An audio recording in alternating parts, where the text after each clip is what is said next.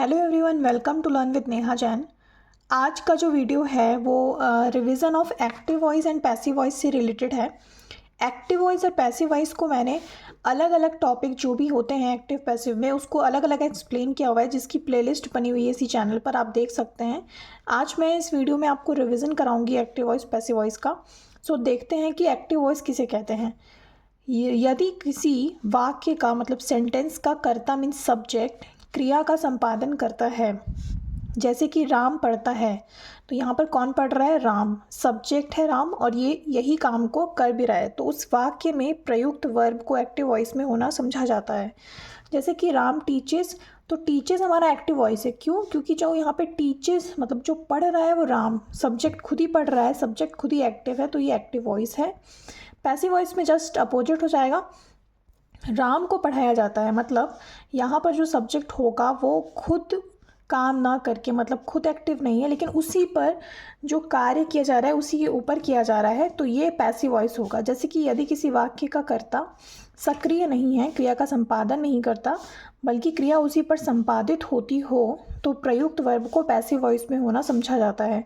तो राम को पढ़ाया जाता है, तो राम जो है वो एक्टिव नहीं है बल्कि उसके ऊपर क्रिया का संपादन हो रहा है, सो ये पैसिव वॉइस है।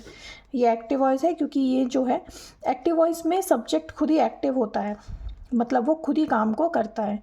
आई होप कि आपको ये दोनों के बीच में डिफरेंस समझ में आया होगा। अब हम लोग कुछ बेसिक रूल देखते हैं एक्टिव पैसिव का, जिससे आपको और अच्छे से समझ में आएगा। So revision of active passive voice में इसका रूल क्या है? टेंस। जहाँ तक कि आपको पता होगा कि एक्टिव पैसिव हम सिर्फ 8 टेंसेस का ही बनाते हैं, टेंसेस 12 होते हैं।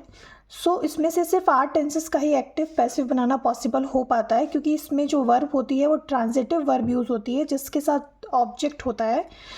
सो जो भी चीज़ें, जो भी टेंस छूटे हुए हैं उसमें ट्रांजिटिव वर्ब ना होने की वजह से उसका एक्टिव पैसिव नहीं बनता है। पहला है सिंपल प्रेजेंट। सिंपल प्रेजेंट का ये जो एक्टिव है इसमें सब टेंस के रूल हैं। प्रेजेंट में हम राइट और राइट्स, मान लीजिए एक वर्ड है राइट, तो उसका राइट और राइट्स ये यूज़ करते हैं। और अगर इसका पैसिव बनाना है तो मतलब प्रेजेंट सिंपल का टेंस है, उसमें उसका अगर हमें पैसिव बनाना है तो उसमें हम हेल्पिंग वर्ब लगाएंगे इस, एम आर, और वर्ब की थर्ड फॉर्म लगा देंगे राइट का रिटन। सिंपल पास्ट है तो आपको पता है कि वर्ब की सेकंड फॉर्म लगती है एक्टिव है, एक्टिव में। अब उसका अगर हमें पैसिव बनाना है तो उसमें वॉज वर्ड लगाएंगे क्योंकि पास्ट है, और वर्ब की थर्ड फॉर्म हर जगह लगेगी।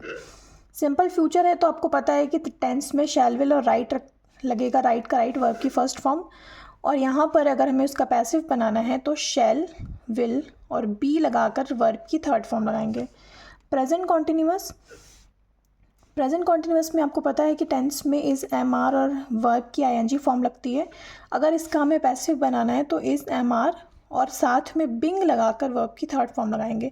वर्ब की थर्ड फॉर्म सबके साथ रहेगी, सिर्फ हल्का सा चेंज करना है कि कॉन्टिन्यूअस टेंस है तो उसमें बिंग लगाना है। देखिए यहाँ पर भी और यहाँ पर भी।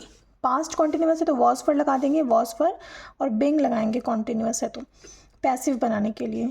अगर परफेक्ट है तो बीन लगाना है, यहाँ पे भी परफेक्ट है तो बीन लगाना है। हैज़, हैव वर्ब की थर्ड फॉर्म टेंस में होती है, अगर इसका पैसिव बनाना है तो हैज़, हैव, बीन और वर्ब की थर्ड फॉर्म। पास्ट परफेक्ट का पैसिव बनाना है, वर्ब की थर्ड फॉर्म तो रहेगी ही। हैड लगा है, यहाँ पे हैड बीन कर देंगे पैसिव बनाने के लिए और रिटन हो जाएगा। फ्यूचर परफेक्ट तो विल, शैल, हैव, रिटन लगता ही है, इसमें सिर्फ हमें बीन का यूज़ करना है और बाकी सब सेम रहेगा। तो बस थोड़ा सा आपको समझना है, बाकी सब बहुत ही सिंपल है ये बनाना। आई होप कि आपको ये समझ में आया होगा। Okay guys, thanks for watching.